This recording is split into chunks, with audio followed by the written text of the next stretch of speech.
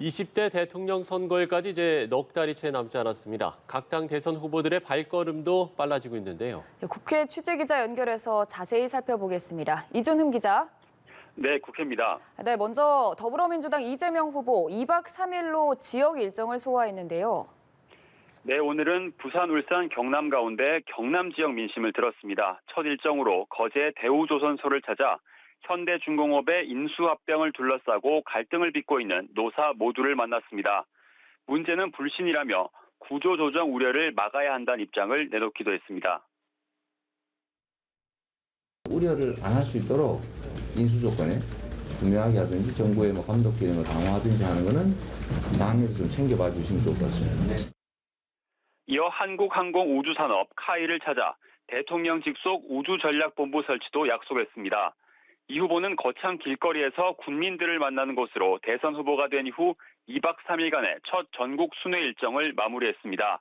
지방 소외가 생각보다 심각하다. 국토 균형 발전에 좀 더 관심을 갖겠다는 소회를 밝혔는데요. 매주 타는 민생버스, 메타버스는 앞으로 2달 동안 이런 권역별 순회 일정을 이어갈 계획입니다. 다음은 국민의힘 윤석열 후보의 소식도 알아볼 텐데 오늘 오후에 야구장을 찾았군요. 네, 윤석열 후보는 프로야구 한국 시리즈 1차전이 열리는 서울 고척돔을 찾았습니다. 코로나19로 침체기를 겪었던 스포츠계를 응원하고 젊은 층의 인기가 높은 프로야구를 직접 관전하며 친근한 모습을 보이려는 전략으로 풀이됩니다.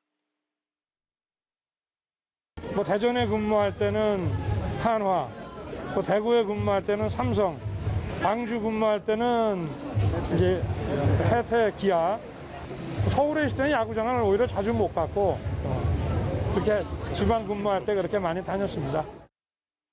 윤석열 선거대책위원회 윤곽도 드러나고 있습니다. 통상 총괄 선대위원장 아래에 두는 실세, 총괄 선대본부장 자리를 없애기로 한 겁니다.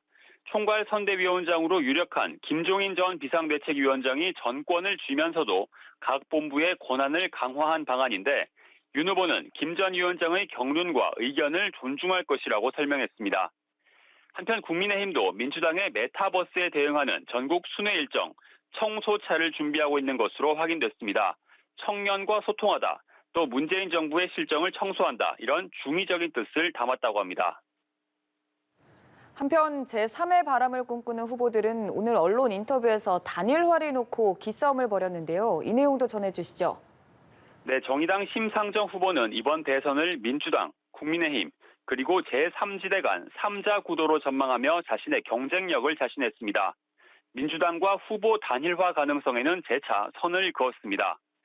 국민의당 안철수 후보는 김동연 전 경제부총리와의 단일화 가능성에 대해 당장 이야기가 오가는 단계는 아니지만 정책 공조는 할 수 있다고 했습니다.